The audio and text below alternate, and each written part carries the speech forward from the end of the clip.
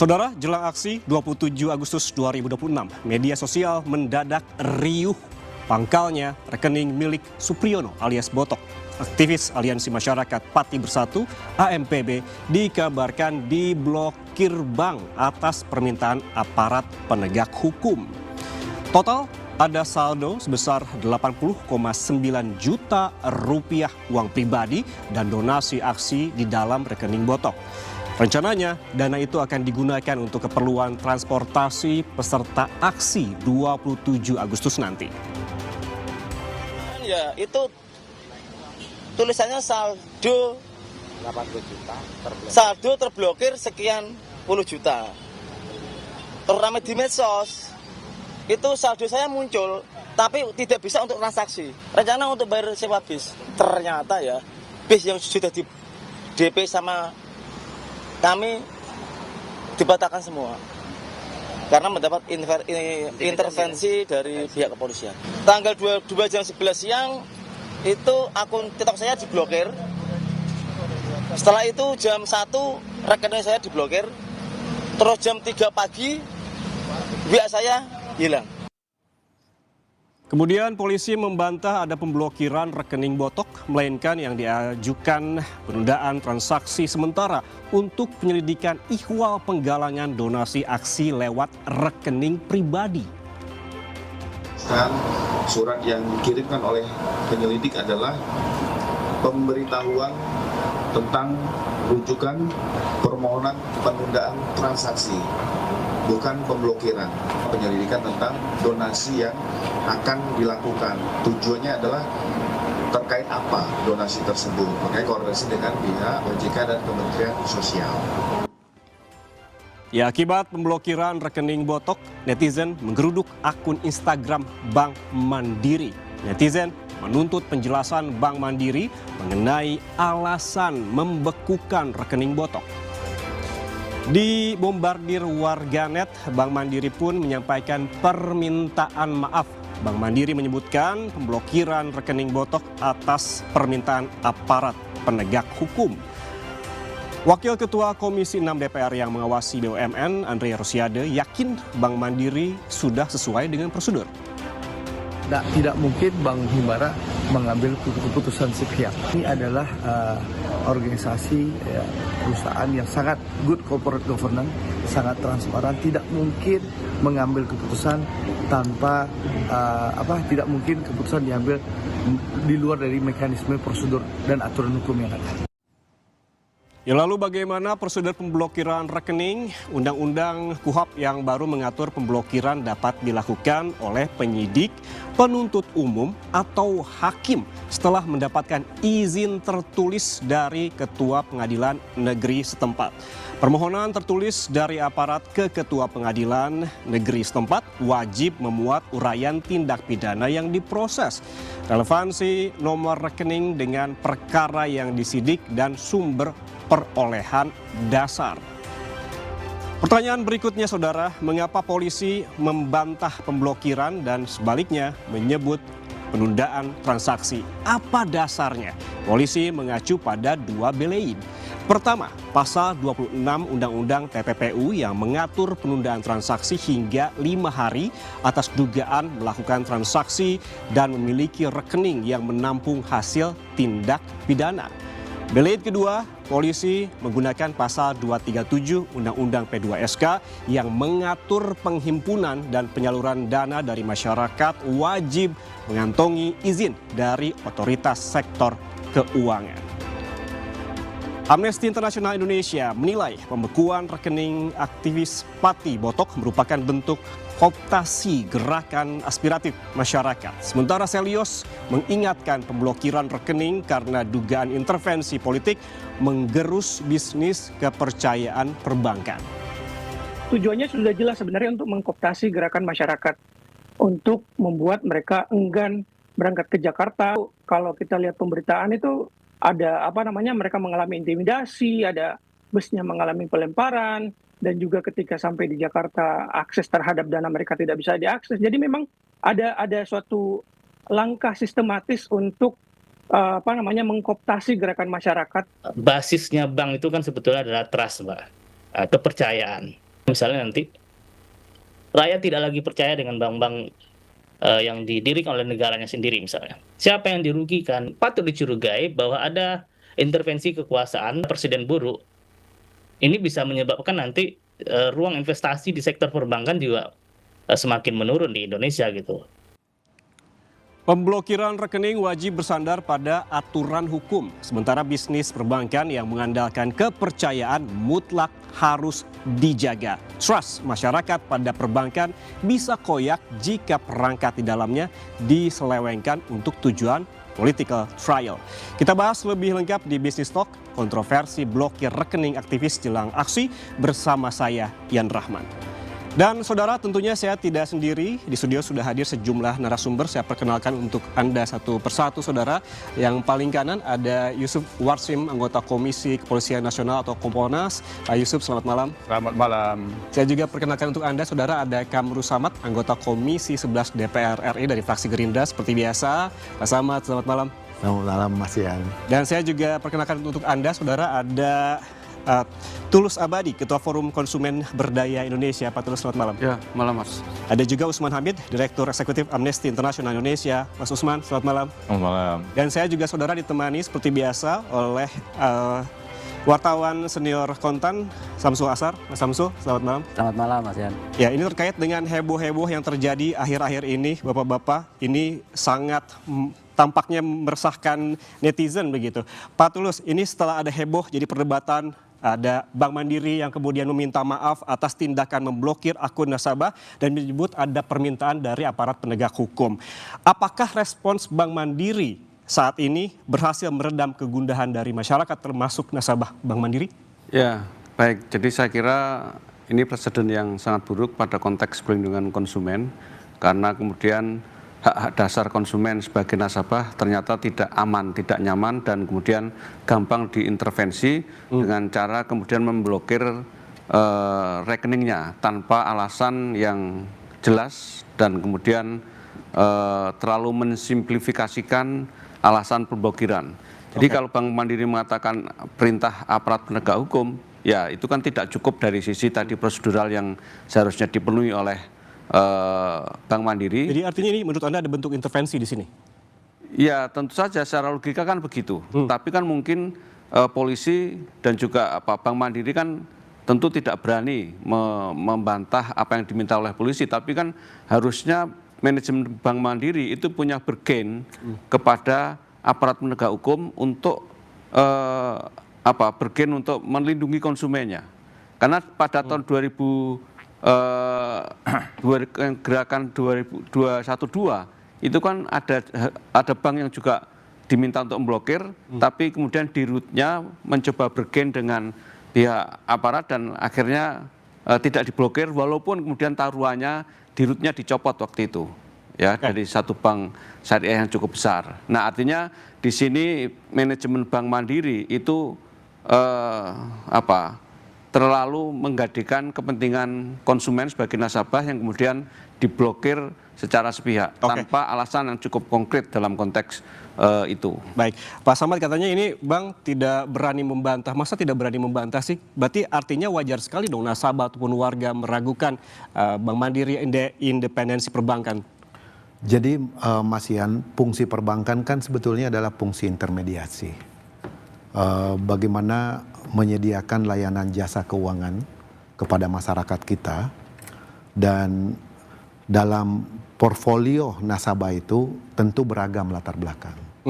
Dari keberagaman itulah tentunya banyak masalah-masalah yang muncul. Dari masalah yang ada yang kasus penipuan dan seterusnya, atau terdampak dari sebuah kejahatan dan seterusnya, lalu kemudian direspon. Nah, untuk kasus ini Supriyono, saya melihat justru Bank Mandiri secara resmi melindungi Supriyono. Kenapa melindungi Supriyono? Agar dana yang masuk di rekeningnya, ya kan, itu diamankan dulu untuk sementara. Karena memang suratnya yang kami lihat, yang kami ketahui itu adalah penundaan transaksi sementara. Dan itu maksimal 5 hari. Jadi Selasa hari ini harusnya due date-nya. Kalau clear. Nah, kenapa ini diatur? Karena diatur di dalam POJK nomor 8 tahun 2023 tentang penundaan transaksi sementara. Ada 4 yang bisa mengusulkan. Pertama, PPATK. Yang kedua, jaksa penuntut umum. Yang ketiga, hakim. Yang keempat, penyidik. Nah, ini penyidik yang mengajukan surat untuk penundaan sementara.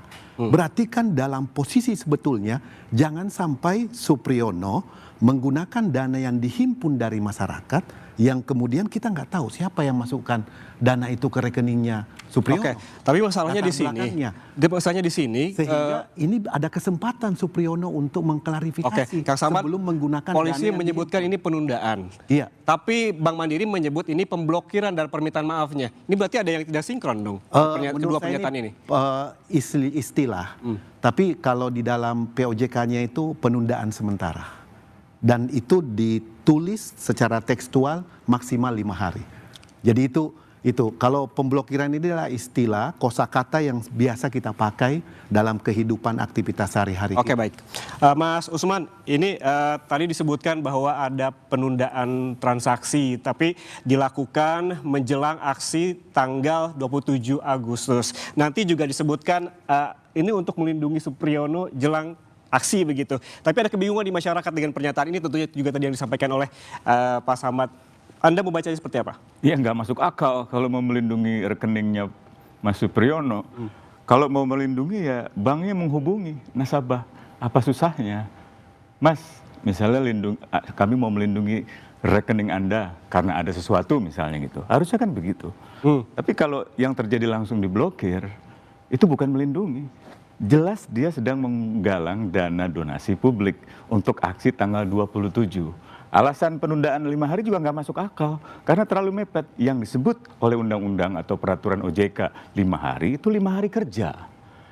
Jadi 5 hari kerja itu berarti lewat sampai 27. Artinya dia nggak bisa bayar bus.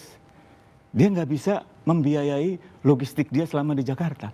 Dan itu artinya menghalangi warga untuk berkumpul secara damai, untuk memobilisasi diri dalam rangka memprotes. Itu kan hak yang dilindungi oleh konstitusi gitu. Lagi pula kalau polisi misalnya pakai pasal 26 Undang-Undang Pencucian Uang, pertanyaan pertama, kenapa yang minta polisi? Kenapa nggak PPATK?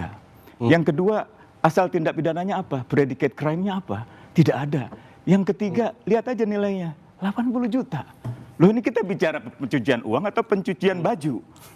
Nominalnya terlalu sedikit. Terlalu berlebihan gitu loh. Maksud saya ini seperti mau memukul lalat tapi dengan martil yang besar gitu. Untuk apa gitu. Jadi seperti menggunakan undang-undang terorisme untuk menilang orang melanggar lalu lintas gitu. Jadi saya kira ini jelas tindakan melanggar hak asasi manusia menghambat dengan tindakan administratif gitu. Dan saya kira bank diintervensi di sini. Seharusnya bank punya independensi gitu. Tapi kan kita udah lihat nih setahun terakhir OJK bahkan yang kita harapkan bisa mengevaluasi masalah ini bahkan bisa membela bank gitu ya. Tapi berat untuk melawan eksekutif kalau kita lihat yang juga besar ini kekuasaannya. Gitu. Mas Usman, yang digunakan oleh penyidik adalah Undang-Undang P2SK yang tentang pengumpulan donasi. Saya ngerti. Anda pertanyaannya. Undang-undang itu untuk apa? Undang-undang itu untuk melindungi masyarakat dari penghimpunan dana oleh lembaga keuangan ilegal. Pertanyaannya, Botox ini lembaga keuangan ilegal atau bukan? Itu kan untuk melindungi masyarakat, undang-undang itu, dari investasi bodong, pinjaman online yang bodong.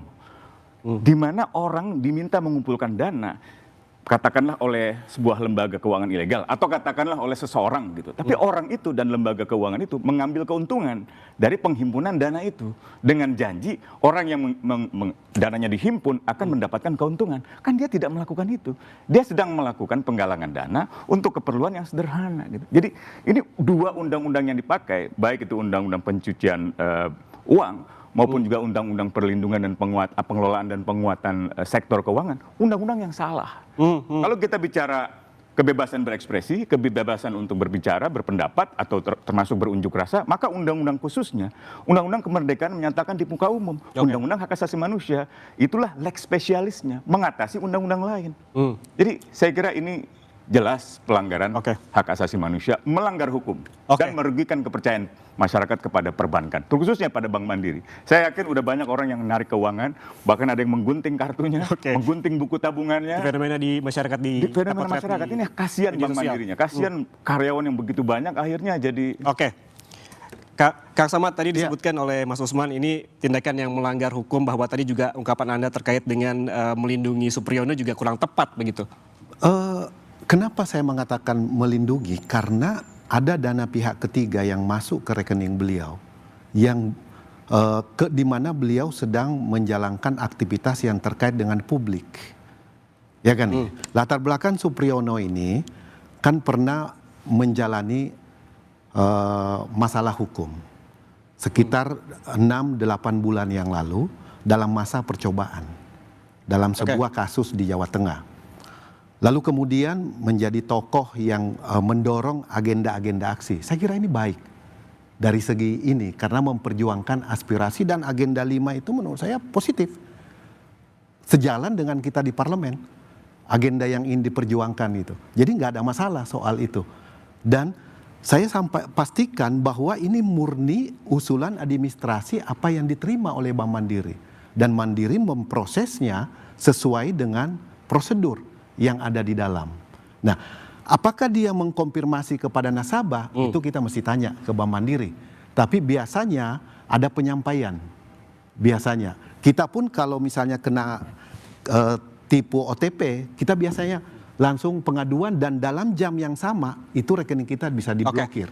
Jadi itu prosedur teknis online biasanya ya, apalagi yang sifatnya administrasi yang diusulkan secara resmi oleh sebuah lembaga yang diwakili oleh penyidik, Mas. Kang Samad, jadi yang menjadi pertanyaan adalah penggunaan Undang-Undang P2SK ini rasa-rasanya tidak tepat karena yang dihimpun oleh Supriyono ini kan bukan lembaga begitu, dan Supriyono ini bukan lembaga, sehingga timbul pertanyaan apakah Undang-Undang P2SK ini tepat untuk dilakukan ataupun dikenakan pada kasus ini. Namun kita bahas saja, saudara tetaplah bersama kami di Business Talk.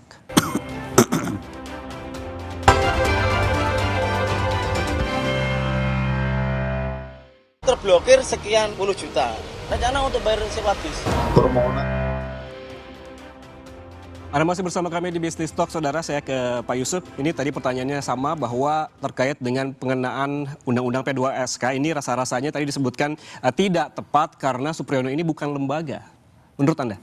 Ya, terima kasih. Jadi memang apa yang dilakukan oleh pihak kepolisian ini bisa dikatakan terlalu cepat dan reaktif gitu. Ketika pun dikatakan bahwa ini terkait dengan penghimpunan dana yang tanpa izin, yang itu dalam klarifikasi yang sudah kita saksikan itu yang diselidiki gitu. Nah, hanya melihat posisi Supriyono sendiri tidak bisa dihindari background terkait dengan adanya rencana kegiatan unjuk rasa. Oleh karena itu, memang yang kaitannya dengan Supriyono ini, apa yang dilakukan oleh pihak kepolisian itu agak sulit untuk mempersepsikan bahwa ini bisa dikatakan menghambat kebebasan menyampaikan pendapat di muka umum. Meskipun pada penyelidikan yang dimaksud oleh Polda Metro Jaya itu penghimpunan dana ilegal.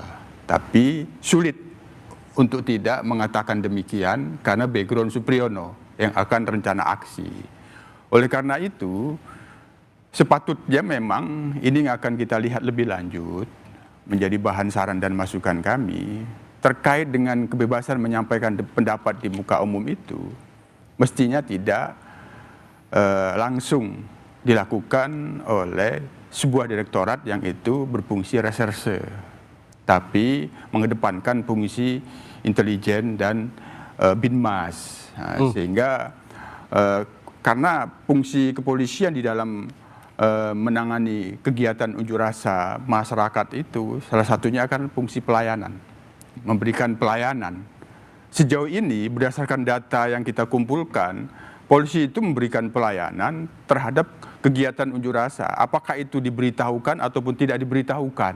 Nah, oleh karena itulah pada fase ini sepatutnya yang dilakukan kepolisian itu mendahulukan fungsi intelkamnya dan binmasnya melakukan preemptif dan pencegahan terhadap Supriyono-nya. Setidaknya apabila itu terpantau di dalam media sosial, maka dilakukan dialog dan komunikasi. Apakah artinya ini menurut Anda bahwa yang dilakukan polisi saat ini offside? Terlalu cepat mengambil langkah penyelidikan, karena kalau sudah penyelidikan itu kan dilakukan sebagaimana kita lihat dalam klarifikasi kan oleh Direktorat Reserse Kriminal Khusus. Artinya akan menjadi pertanyaan publik selanjutnya nanti, apakah memang menurut undang-undang seluruh kegiatan yang dilakukan oleh masyarakat menggunakan rekening perorangan menghimpun dana tanpa izin itu memang layak untuk diselidiki oleh kepolisian.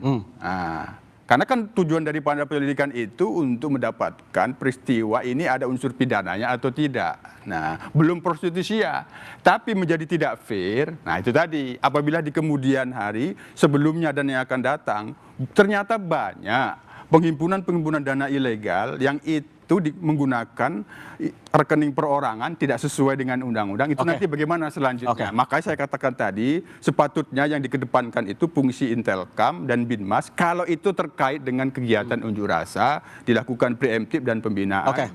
Terlebih dahulu, jangan-jangan dengan dilakukan dialog dan komunikasi, Supriyono akan menghentikan niatnya menghimpun dana itu dengan memastikan yang lain. Baik, Mas Usman, kalau kita lihat bahwa bagaimanapun juga ini penyelidikan dilakukan oleh polisi begitu. Apakah Anda melihat ini kan karena adanya dugaan-dugaan soal potensi penghimpunan dana ilegal? Anda melihatnya seperti apa? Nggak ada. Polisi tadi Mas Yusuf sudah jelas tuh, itu benar tuh bahwa seharusnya Intelkam.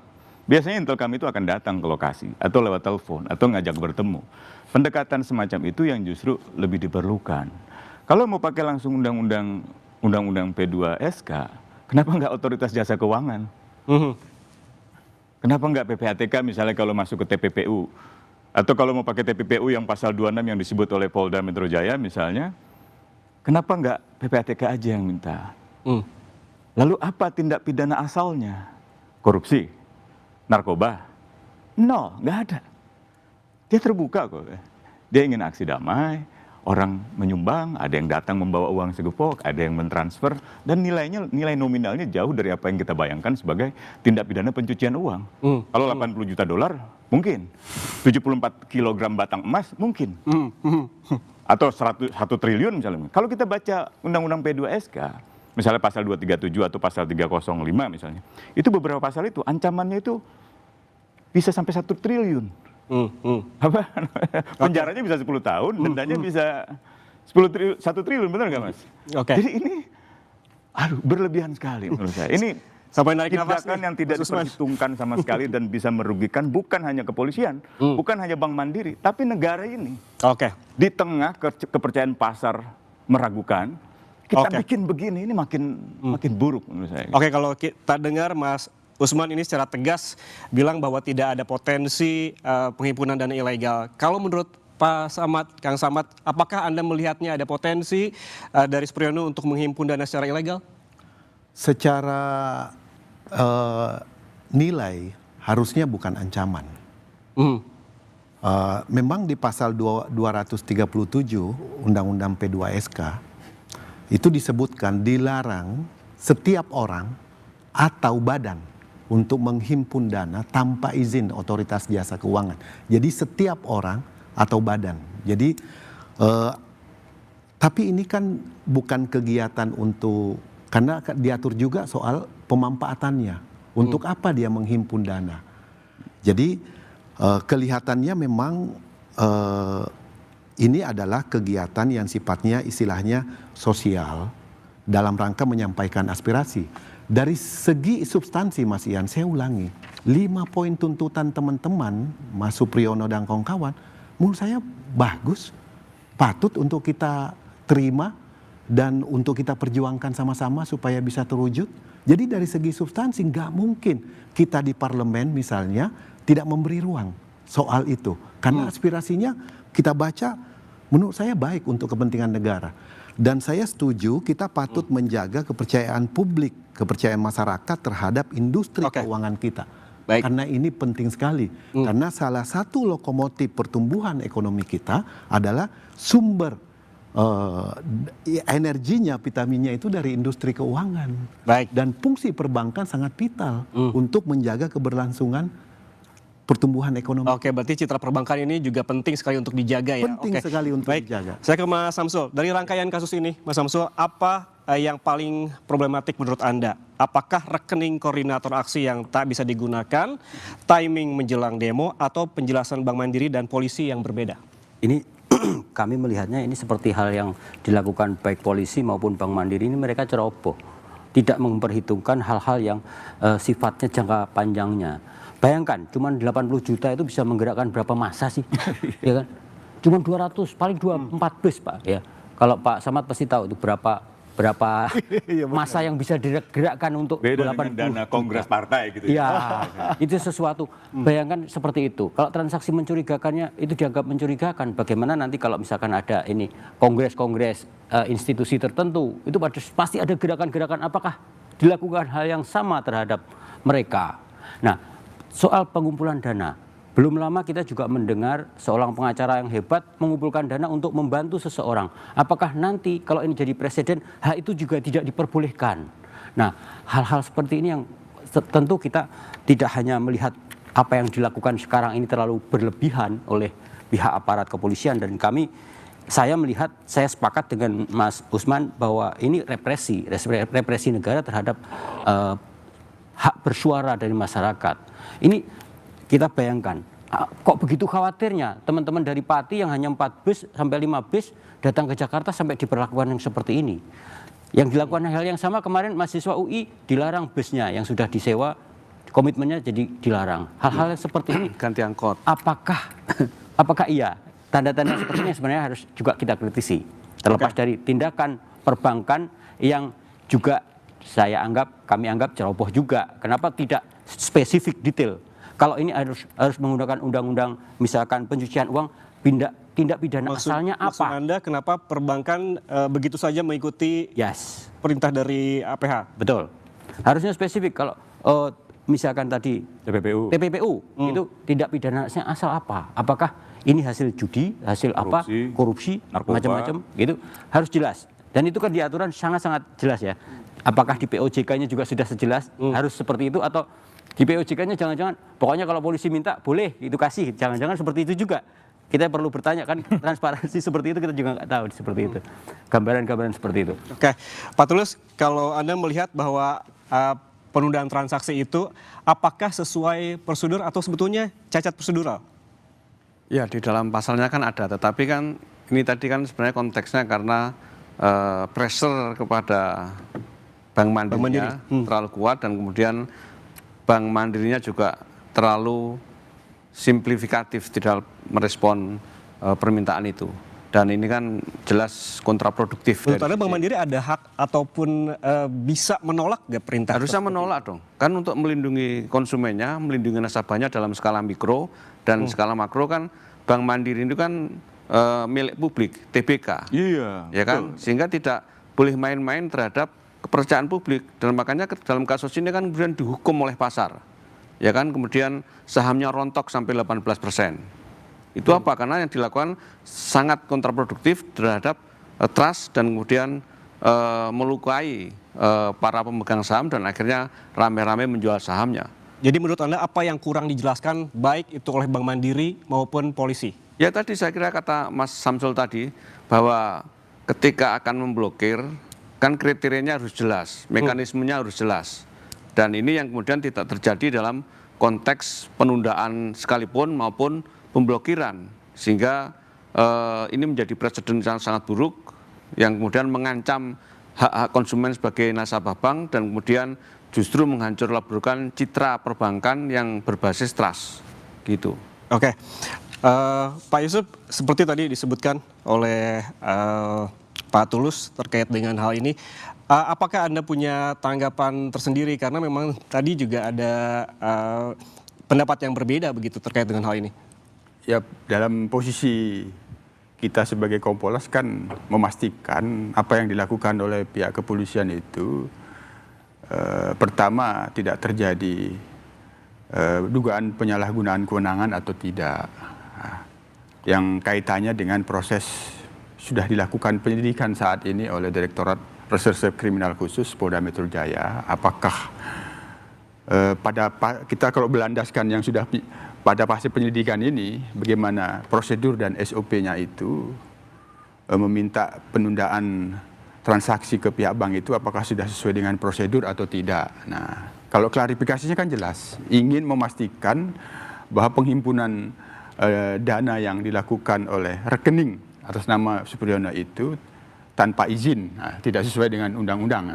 Apakah itu ada pidananya atau tidak, kan itu. Nah, persoalannya kalau kita berlandaskan itu, maka harus dipastikan permintaan penundaan itu sudah sesuai dengan prosedur di dalam proses penyidikan atau tidak. Nah, lazim kan misal ketika sudah pro justisia baru lazimnya apakah itu yang akan kita lihat nanti. Nah, yang kedua, tapi tadi sudah saya katakan lebih luas, karena kita pada saat ini berdasarkan Undang-Undang Nomor 5 Tahun 2026 itu posisinya itu lebih banyak memberikan saran dan masukan, salah satunya kepada Polri. Kita akan lihat Supriyono ini punya rencana akan melakukan aksi. Nah, katakanlah dana yang dihimpun itu yang difokuskan, bukan yang difokuskan di Krimsus ini kan dana yang dihimpun itu tidak terkait bilangnya ke demo, tapi sulit untuk memisahkan. Oleh karena itu, dalam hal ini apa yang saya sampaikan tadi terlalu cepat. Direktorat Reserse Kriminal Khusus masuk ke penyelidikan meskipun telah dilakukan ada di media sosial. Seharusnya, kalau itu kaitannya dengan kegiatan unjuk rasa, mengedepankan fungsi preemptif dan pencegahan yang dimiliki oleh fungsi Intelkam. Mau ke Jakarta misalnya kan harus dilakukan komunikasi dan kedekatan. Nah, sehingga rencana-rencana yang akan dilakukan itu dengan adanya komunikasi dijelaskan bagaimana cara berangkatnya ke sana, naik bis. Nah, nanti kamu punya biaya tidak? Apakah peserta aksinya? Kan begitu yang dilakukan. Itu tadi mengedepankan fungsi Intelkam dan di situ ada pembinaan. Ketika ada misalnya dugaan yang dimaksud menghimpun dana itu ilegal tanpa izin, di situ juga bisa dilakukan pembinaan. Baik, harus ada dilakukan pembinaan di sini ya. Oke, Mas Usman, apakah Anda melihat dalam hal ini ada upaya political trial atau upaya kriminalisasi? Namun jangan jawab dulu. Kita bahas saja data tetaplah bersama kami di Business Talk.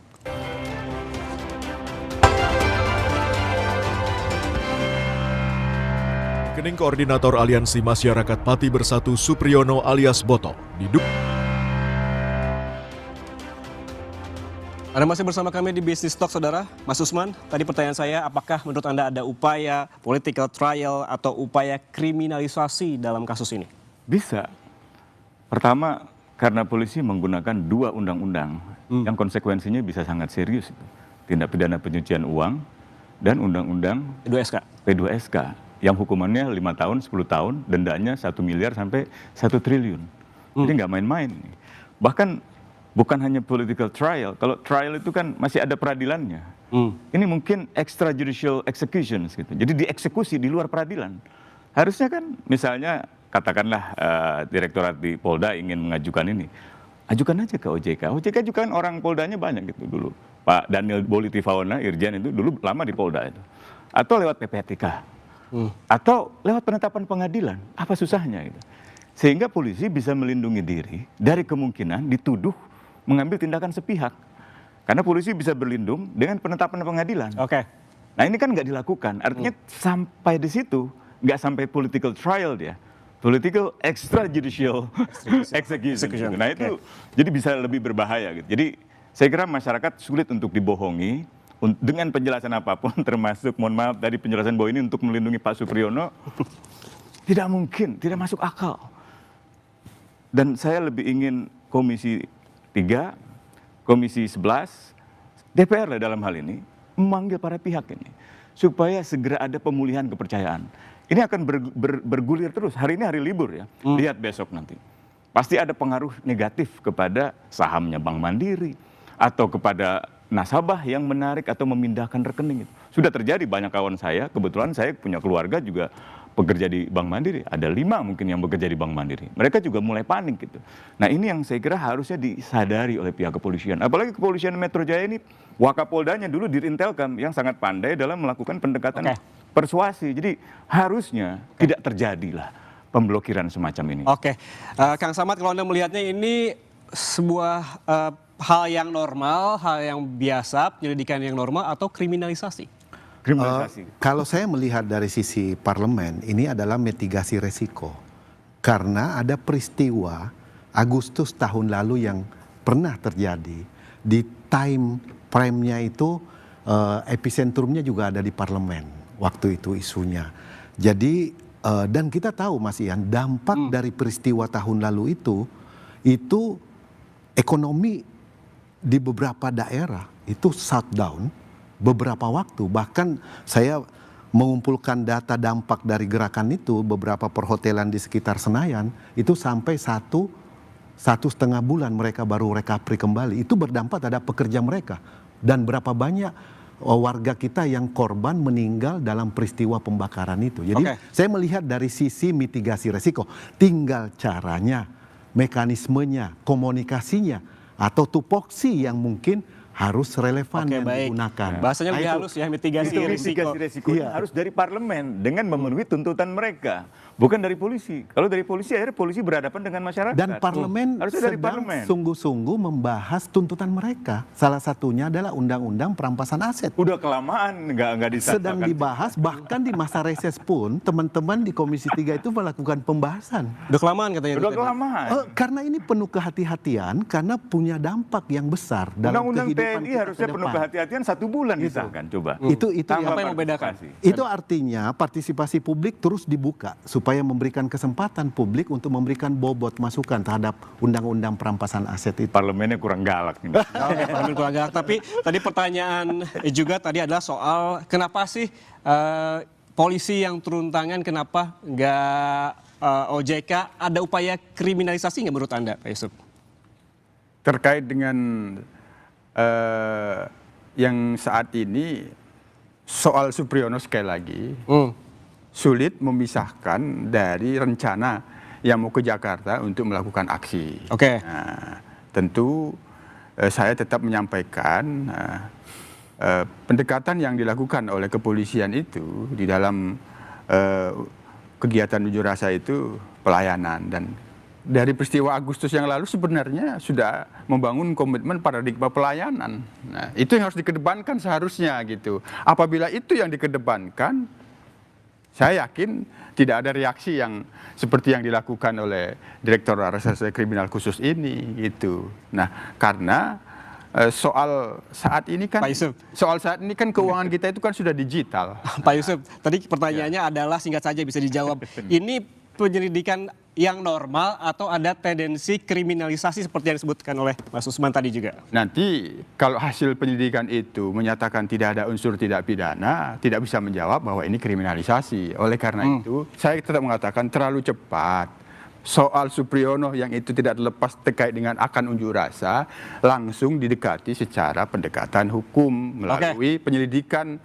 Seharusnya dikedepankan sekali lagi itu fungsi intelijen dan Binmas melakukan komunikasi persuasi agar rencana-rencana yang dilakukan itu berjalan kondusif dan tidak menimbulkan potensi-potensi tidak pidana. Yang jadi pertanyaan besar juga adalah kenapa polisi yang turun tangan bukan OJK. Kita punya statement dari OJK yang saat ini tengah berkoordinasi dengan manajemen bank sekaligus ini melakukan pendalaman dan pengawasan terkait penundaan transaksi pada rekening milik Koordinator Aliansi Masyarakat Pati Bersatu Supriyono. Berikut pernyataan dari Diana Rai kepada Kompas TV secara eksklusif. Kami telah mengetahui permasalahan tersebut dan tengah berkoordinasi dengan pihak manajemen bank. Berdasarkan informasi yang ada hingga saat ini, bank di dalam melakukan langkahnya tetap mengacu pada ketentuan yang berlaku tersebut.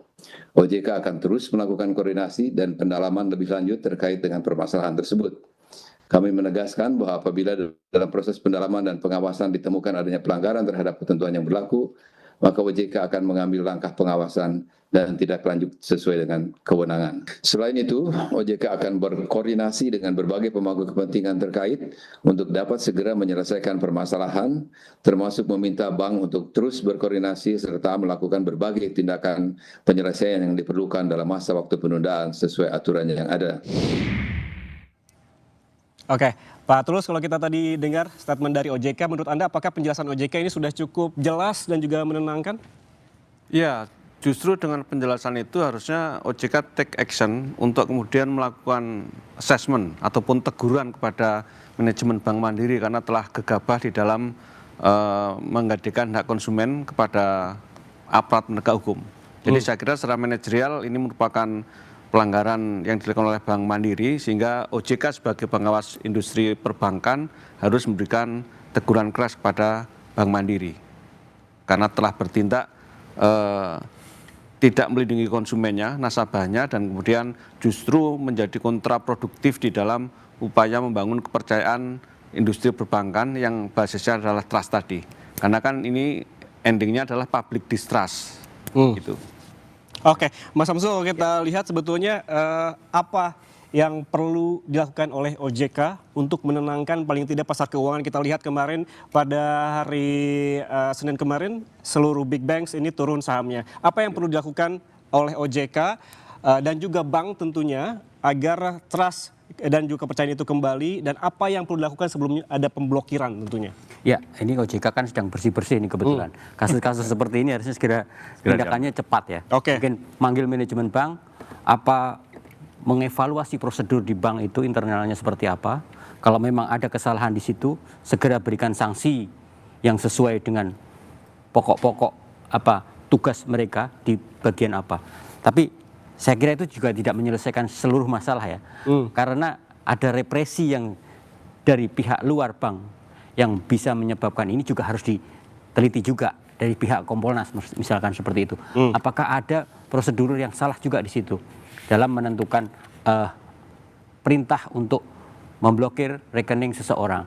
Nah, saya khawatir kalau tidak cepat itu nanti respon besok capital market merespon, maaf ya, kekhawatirannya tidak hanya satu bank individual tapi sektoral.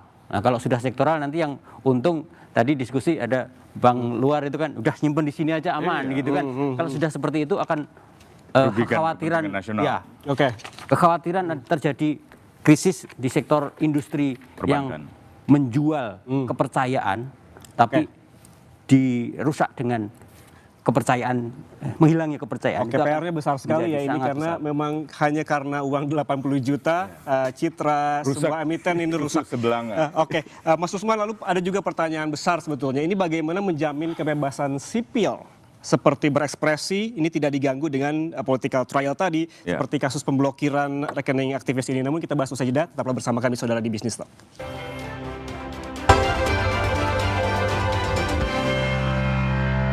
Rekening Koordinator Aliansi Masyarakat Pati Bersatu Supriyono alias. Saya langsung ke Mas Usman. Tadi pertanyaan saya ini bukan hanya jadi masalah perbankan tapi juga masalah kebebasan berekspresi. Bagaimana Anda melihatnya menjamin kebebasan sipil untuk berekspresi setelah adanya kasus ini? Pertama, memastikan pemerintah berkomitmen untuk menghormati kemerdekaan untuk menyatakan pikiran dan pendapat. Selain pemerintah, dunia usaha, dunia bisnis juga diwajibkan untuk menghormati hak asasi manusia. Di dalam Perserikatan Bangsa-Bangsa, 10 tahun terakhir ini sudah marak banyak sekali pembicaraan di kalangan investor, perbankan, untuk mulai menghormati hak asasi manusia. Jadi dalam hal ini, setidak-tidaknya Bank Mandiri bekerjasama dengan pemerintah harus segera memulihkan kepercayaan masyarakat, termasuk kepolisian dan juga DPR. Salah satunya misalnya begini, Otoritas Jasa Keuangan perlu meminta klarifikasi kepada aparat penegak hukum. Ini masalahnya apa? Tadi kan kelihatannya hanya berkoordinasi pengawasan, tapi harusnya ada surat lah. Di Info Bank News itu, Pimretnya sudah memberi saran yang sangat baik menurut saya. Satu, tentang agar ada permintaan klarifikasi kepada aparat penegak hukum. Yang kedua, kepada bank, jangan langsung diblokir secara keseluruhan. Paling tidak mungkin sebagian atau berapalah, supaya orang kan rekeningnya sampai 0 itu kan. Dan yang ketiga, jelaskan kepada publik, jelaskan kepada aparat penegak hukum bahwa ada pedoman misalnya Otoritas Jasa Keuangan. Kalau pemblokiran itu bisa dilakukan dalam kasus misalnya tindak pidana pencucian uang, dalam kasus terorisme, dalam kasus pembuatan senjata pemusnah massal gitu, atau dan lain-lain sebagainya. Jadi hal-hal semacam itu harus segera dimitigasi sebelum dampak ekonominya, dampak negatifnya merugikan pemerintah sendiri, merugikan bank sendiri. Jadi hak asasi manusia itu nggak boleh dipisahkan dari ekonomi dari sebuah negara. Oke. Hak asasi manusia itu sangat berhubungan dengan bagaimana kita berbisnis, dengan bagaimana kita bermasyarakat, berbangsa, dan bernegara. Kalau hak asasi manusia dikesampingkan, akibatnya seperti ini. Oke, baik. Kang Samad, kalau kita melihat dampak ekonominya atas kasus ini bisa menggerus kepercayaan publik terhadap Bank Himbara. Apa kemudian komitmen DPR dan juga OJK terkait hal ini? Pertama, kita akan memanggil OJK karena di OJK itu ada kewenangan penyidikan yang diberikan di dalam Undang-Undang P2SK. Saya kira setelah minggu ini karena ada fit and proper test untuk Gubernur BI. Setelah itu saya kira mau tidak mau harus segera dijadwalkan karena kalau dia ada tindak pidana di sektor jasa keuangan, maka penyidikannya ada di Otoritas Jasa Keuangan. Penyidik tunggal. Iya, itu ada di Otoritas Jasa Keuangan. Nah, makanya pengawas perbankan ini harus kita periksa secara detail. Komisi 11 harus segera karena ini tadi menyangkut kebebasan berpendapat. Dan jangan sampai tindakan ini kemudian justru merusak kepercayaan yang sudah dibangun puluhan tahun. Nah, Bank Mandiri menurut saya pasti sudah menelaah surat yang masuk dari APH, legalnya. Pasti.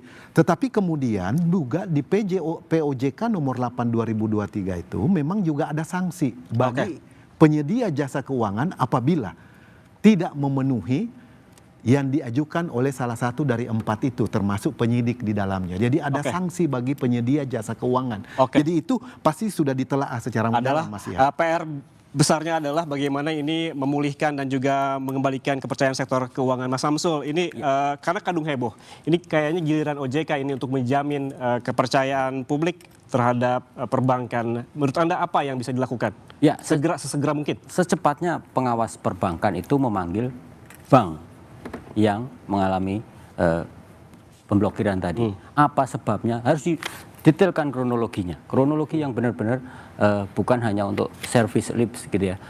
Tapi benar-benar kronologinya apa sebabnya? Apa latar belakang permohonan pemblokiran ini? Apakah itu layak atau enggak?